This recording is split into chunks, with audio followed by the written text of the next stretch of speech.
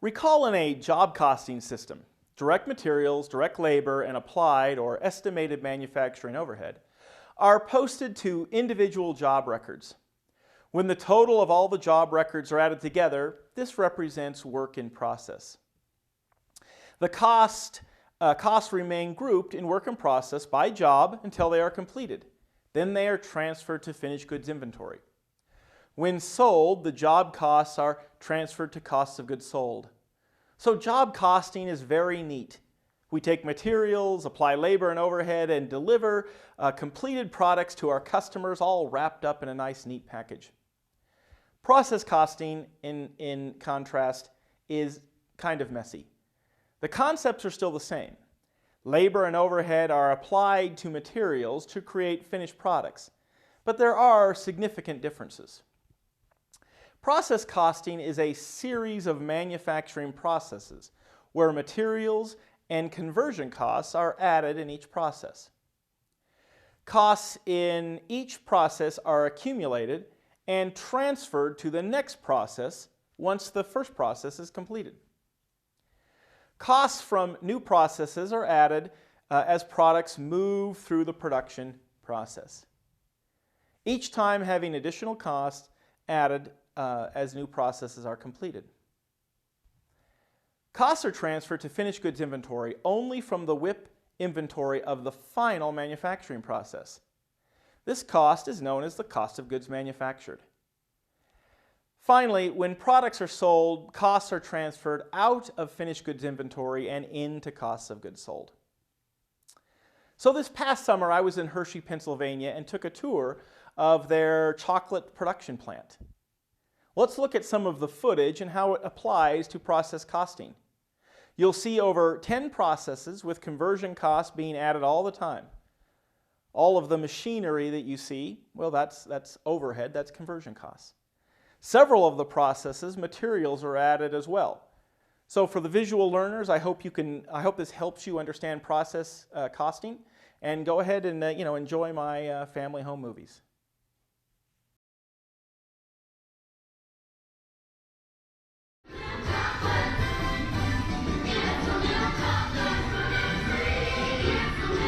Well, girls, let's not get ahead of ourselves.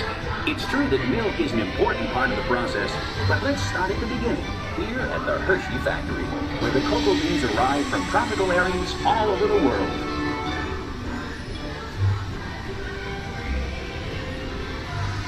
From here, the beans are sorted as computers supervise the process, sending the cocoa beans through cleaning machines, like the one on your right. Any dried pods, stones, or other foreign matter are carefully removed. Hershey's quality standards are of utmost importance to us, and only after the beans are cleaned and screened are they sent on to our blending machines. Cocoa beans have different flavors depending on where they're grown, and blending machines, such as those on the left, combine beans from various countries in just the right proportions to maintain that unique Hershey's flavor.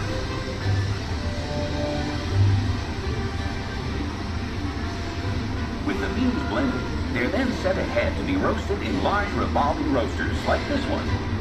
The roasted cocoa beans are then ready to move on to the next stage of the process, a process that will begin to transform plain cocoa beans into Hershey's milk chocolate. It begins right up ahead with a process known as breaking. With the beans now roasted, they arrive here at the breaking chamber, where the shells are shattered into tiny fragments. What's left is called the nib, the part of the bean actually used to make chocolate.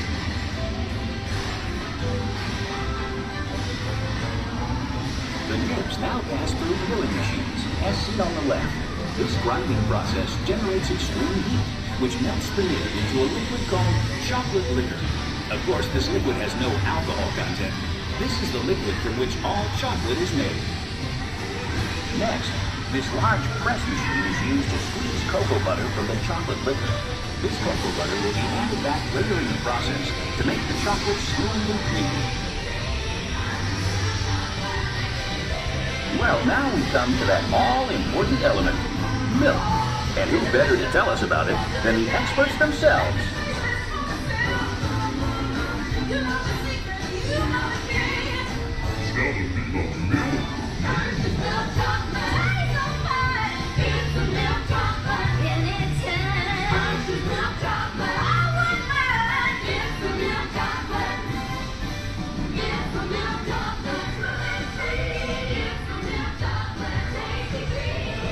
Well, the gals are right. Milk is how Hershey's chocolate gets its special flavor and the extra added nutritional value. As the gals say, it's nutritious. In fact, hundreds of farms around this region and thousands of cows supply over 250,000 gallons of milk each and every day.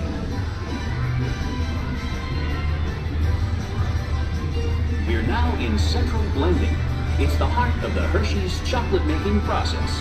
Here, milk, sugar, and chocolate liquor are brought together and mixed in just the right proportions to create that special Hershey's taste.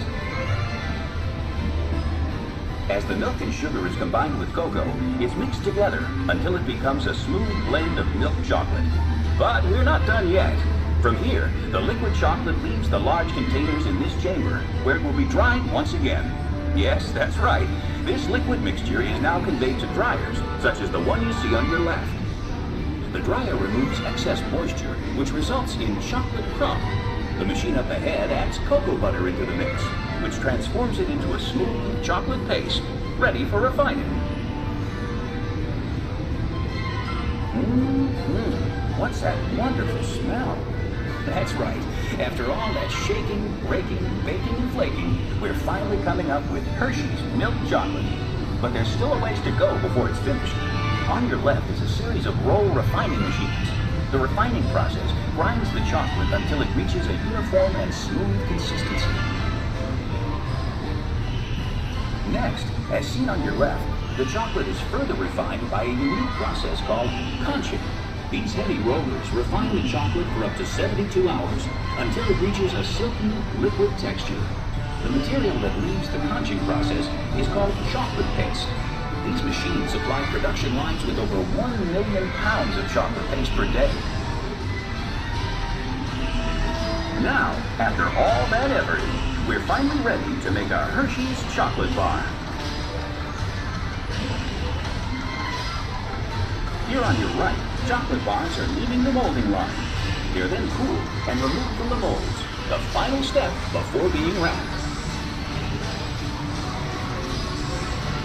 And with our milk chocolate made to perfection, we then add peanuts, almonds, and other extras to create a world of wonderful chocolate treats.